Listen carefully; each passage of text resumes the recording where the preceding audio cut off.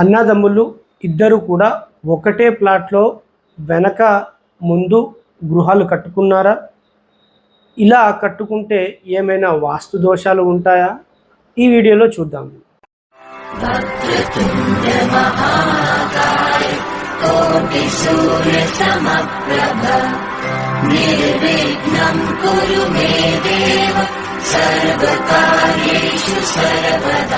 గౌరవనీయులైన ప్రజలందరికీ నమస్కారం. పల్లెటూళ్ళలో సాధారణంగా తల్లిదండ్రుల నుండి ఆస్తిగా వచ్చిన ఏవైతే స్థలాలు ఉంటాయో ఆ స్థలాల్లో వారి పిల్లలు ఇద్దరు కూడా మగపిల్లలైనట్లయితే అన్న తమ్ముడు అనుకుంటే వారు గృహాల్ని ఏ విధంగా కట్టుకుంటున్నారు ఇటీవల మీ అందరికీ తెలుసు. ఒక ఉదాహరణతో మీ అందరికీ వివరిస్తాను, చూద్దాము. అనుకుందాము, ఈ విధంగా తల్లిదండ్రుల నుండి ఆస్తిగా వచ్చిన అని అనుకుంటే ఇద్దరు అన్నదమ్ముళ్ళు, వారి యొక్క ధర్మపత్ని, వారి యొక్క పిల్లలు. అన్నగారు జన్మించిన సమయానికి తమ్ముడు జన్మించలేదు, కరెక్ట్ కదండి? ఈయనకి వేరే నక్షత్రం వస్తుంది, తమ్ముడికి కూడా వేరే నక్షత్రం వస్తుంది.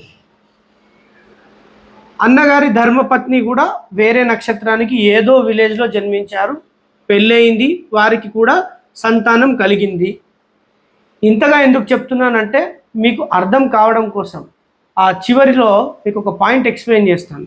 ఇక్కడ తమ్ముడికి కూడా పెళ్లి చేయడం జరిగింది, వారి యొక్క ధర్మపత్ని ఇంకేదో సిటీ నుంచి రావడం జరిగింది, వారికి కూడా సంతానం కలిగింది. మెయిన్ పాయింట్ ఏమిటి మీకు అర్థం కావడం కోసమే ఉదాహరణ. అయితే అన్నగారి సంపాదన వేరేలా ఉంటుంది, తమ్ముడు గారి సంపాదన వేరేలా ఉంటుంది. అన్నగారి అదృష్టం దురదృష్టం వేరేలా ఉంటుంది, తమ్ముడు గారి అదృష్టం దురదృష్టం వేరేలా ఉంటుంది. అన్నగారి జాతకం వేరేలా ఉంటుంది, తమ్ముడు గారి జాతకం వేరేలా ఉంటుంది. ఇన్ని అంశాలను మీరు అర్థం చేసుకోవాలి. ఏది కూడా ఇద్దరికి ఒకేలా ఉండదు, మీ అందరికీ తెలుసు కదా. ఇప్పుడు పల్లెటూళ్ళలో ఎలా జరుగుతుంది? ఇది ఒక ప్లాట్ ఉంది, ఇక్కడ ఒక రోడ్డు ఉంది అనుకుందాము. ఈ ప్లాట్ని రెండు భాగాలుగా చేసిన కాంపౌండ్ వాల్ ఇదండి. అన్నగారు ఇక్కడ గృహం కట్టుకున్నారు, తమ్ముడు గారు రోడ్డుకు కట్టుకున్నారు. వీరి ఇద్దరి గృహాలకు వెళ్ళడానికి ఇలా తమ ప్లాట్లోనే ఇలా రోడ్డు చేసుకున్నారు, ఒక 5 ఫీట్లు అనుకుందాము. మెయిన్ డోర్లు కూడా తమ్ముడికి అన్నకు సేమ్ మెయిన్ డోర్లు పెట్టుకున్నారు, ఒకే దిశ వైపు. ఇప్పటి వరకు నేను మీకు చెప్పిన ఉదాహరణలో అన్నగారికి తమ్ముడు గారికి ఏది కూడా మ్యాచ్ కాలేవు కదా. మరి ఇద్దరి అన్నదమ్ములకి సేమ్ ఫేసింగ్ ఎలా మ్యాచ్ అవుతుంది? మ్యాచ్ అవుతుందా? మరి మ్యాచ్ కాదు. కానీ ఇద్దరి అన్నదమ్ములకి రెండు మెయిన్ డోర్లు, ఈ ఇంటిది ఒక మెయిన్ డోర్, ఈ ఇంటిది ఒక మెయిన్ డోర్, రెండు సేమ్ ఫేసింగ్లో ఇచ్చేస్తున్నారు. గ్రామాలలో ఈ విధంగానే 100కి 100% గృహాలు ఉంటున్నాయి. అదేవిధంగా ఈ పరిస్థితి సిటీలో ఒక 100 ఇల్లు ఉంటే దాంట్లో 10 ఇల్లులు ఈ విధంగానే ఉంటాయి అన్నదమ్ముల ఇద్దరి మధ్యలో. ఎన్నో విషయాలు ఇద్దరి కుటుంబాల మధ్యలో సేమ్ రావు. అలాంటిది వారి యొక్క మెయిన్ డోర్లు, వారికి వచ్చిన ఫేసింగ్ ఏదైతే జన్మ నక్షత్రాలకు లేదా నామ నక్షత్రాలకు లెక్క చేసినట్లయితే ఎప్పుడూ ఇద్దరివి కలవవు. అట్లాంటప్పుడు ఇద్దరిని కూడా కలిపిచ్చేసి ఇలా రోడ్డు ఇచ్చేసి వాస్తు ప్లాన్లు ఇచ్చేసి కట్టిచ్చేస్తున్నారు.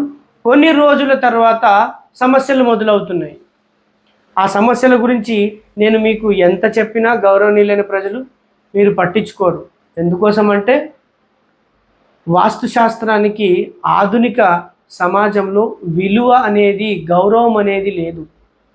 ఆధునిక గృహ నిర్మాణానికి సంబంధించిన రూల్స్ వచ్చాయి కాబట్టి పురాతన వాస్తుశాస్త్రానికి గౌరవం లేదు, విలువ లేదు ఆధునిక సమాజంలో.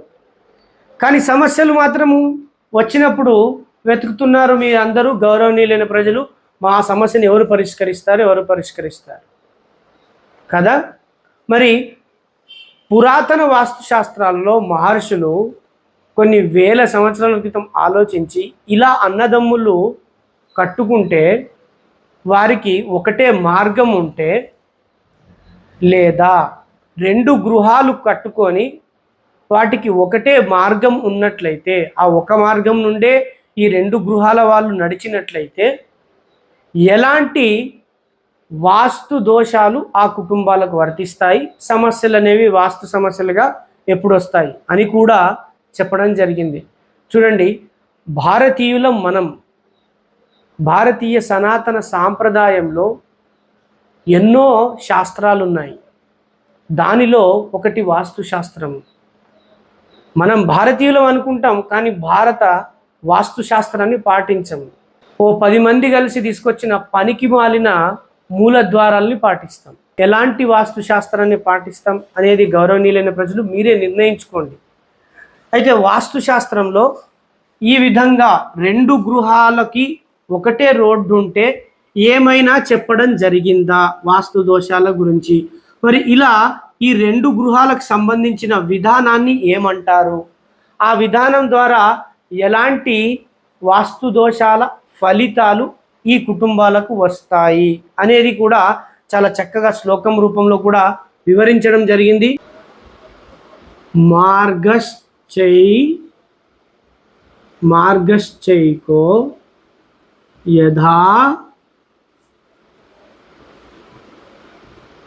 గచ్చేదుభయో గృహ పార్శ్వ్యో గృహ. ఇది శ్లోకంలో మొదటి వాక్యము. వివరిస్తాను చాలా చక్కగా మీ అందరికీ. రెండవ వాక్యము అయితే మీరు మొదటి వాక్యం గురించి చాలా చక్కగా మీరందరూ వినండి. మార్గశ్చైకో, మార్గము ఒకవేళ యథా గచ్చేదు భయో, రెండు గృహాలకి కలిపి ఒకటే మార్గం ఉన్నట్లయితే, గృహ పార్శ్వాయో, మరి ఆ మార్గం ఎలా ఉండాలి? పక్కనే ఉండాలి రెండు గృహాలకి. మరి ఆ విధానాన్ని ఏమంటారు? మార్గ వేద స్తదా సా శోక సంతాపకారక. ఇది శ్లోకంలో రెండవ వాక్యం. ఈ విధంగా ఈ రెండు గృహాలకి పక్కన ఒకటే మార్గం ఉన్నట్లయితే ఆ విధానాన్ని ఏమంటారు? మార్గవేద. చూడండి, ఆ విధానాన్ని ఏమంటారు? మార్గవేద. మీ అందరికీ కూడా ఈ విధానాలు అన్నీ కూడా కొన్ని వేల సంవత్సరాల క్రితం చెప్పడం జరిగింది. మార్గవేద ఏర్పడుతుంది. స్థదా శోక సంతాపకారక.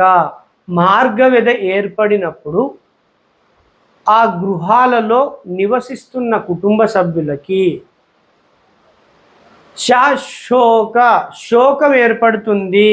శోకం లేదా సంతాపకారక.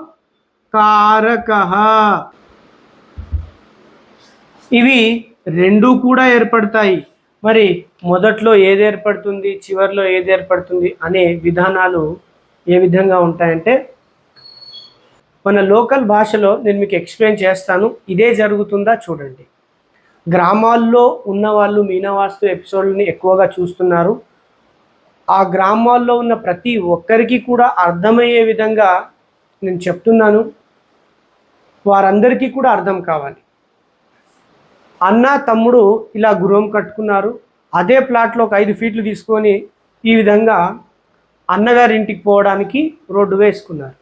సాధారణంగా ఏం జరుగుతుందంటే, ఇద్దరి గృహాల యొక్క ఇద్దరి ధర్మపత్నిలకు ఎప్పుడైనా చిన్న చిన్న గొడవలు జరిగినట్లయితే అన్నగారి యొక్క ధర్మపత్ని వారి పిల్లలు ఇక్కడ నుంచే ఇలా నడుచుకుంటూ పోతారు వారి ఇంటికి.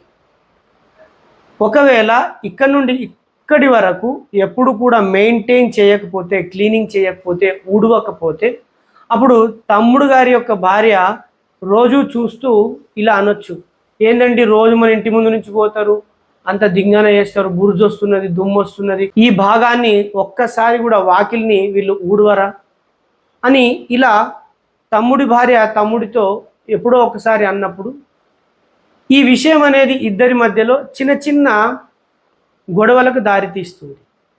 ఈ రెండు గృహాలలో ఉన్న ధర్మపత్నులు ఎవరైతే ఉన్నారో వారిద్దరి మధ్యలో చిన్న చిన్న గొడవలకు దారితీసి అది వారి కుటుంబ సభ్యుల మధ్య కొంచెం పెద్దగా మారి శోకము అంటే ఇద్దరు గొడవలు చేసుకొని శోకం అంటే బాధ కలిగించే విధంగా మారచ్చు ఈ యొక్క రోడ్డు. సంతాపకారకము, సంతాపం అంటే ఇంకా కొంచెం ఎక్కువగా దుఃఖించడానికి వీలయ్యే విధంగా అన్నదమ్ముల ఇద్దరి మధ్యలో కూడా గొడవలు జరగవచ్చు. ఇక్కడ మీరు ఒక మెయిన్ పాయింట్ ఆలోచించాలి. నేను మొదట్లో చాలా సమయం చెప్పాను, ఇద్దరు అన్నదమ్ములకి ఒకటే ఫేసింగ్ ఎలా మ్యాచ్ అవుతుంది? మ్యాచ్ కాదు. మరి అలా మ్యాచ్ కానప్పుడు ఇద్దరికి మెయిన్ డోర్లు ఎలా ఇస్తారు? తమ్ముడికి మ్యాచ్ అయింది అనుకుందాం, కానీ అన్నకు మ్యాచ్ కాలేదు అనుకో, కుటుంబ సభ్యుల్లో వీరి వల్ల వీరికి గొడవలు జరగవచ్చు. వీరికి మెయిన్ డోర్ అదేవిధంగా ఫేసింగ్ అనేది సెట్ కాకపోవడం వల్ల ఎప్పుడూ తరచూ తమ్ముడు గారితో వారి యొక్క కుటుంబ సభ్యులతో గొడవలు జరగవచ్చు. ఈ విధమైన పద్ధతి, ఈ విధమైన నియమం మీరు మర్చిపోతున్నారు. మరి వాస్తు దోషాలు ఖచ్చితంగా రెండు గృహాల మధ్యలో ఖచ్చితంగా వస్తాయి. ఫేసింగ్లు మ్యాచ్ కాకపోవడం, అదేవిధంగా మార్గం అనేది ఏ విధంగా ఉంది. ఈ పద్ధతిని పల్లెటూళ్ళలో ఎక్కువగా పాటిస్తారు, సిటీలో కొంచెం తక్కువగా పాటిస్తున్నారు. మరి ఈ విధమైన పద్ధతులు వస్తాయని మనుషులకు తెలియదా? మరి మీరు ఈ విధంగానే గృహం కట్టుకుంటే ఇప్పటికైనా మీకు ఆలోచన వచ్చిందా? గౌరవనీయులైన ప్రజలు ఆలోచించారా? వాస్తు శాస్త్రము ఉంది, దాని ప్రకారం మేము ఇల్లు కట్టుకున్నామని మీకు ఆలోచన వస్తే మీ ఆలోచన ప్రకారం కట్టిన గృహం, వాస్తు పరమైన ప్లాన్ తీసుకొని కట్టిన గృహం ఒక తప్పుడు గృహము. ఇప్పుడైనా ఆలోచించండి, మీరు ఎలాంటి వాస్తు ప్లాన్ తీసుకొని గృహాన్ని కట్టుకున్నారు. ఇప్పటికైనా మీరందరూ గౌరవనీయులైన ప్రజలు చైతన్యం మీలో జరిగితే వాస్తుశాస్త్రం విషయంలో మీరు వాస్తు మోసాలకు గురికారు. ధన్యవాదాలు.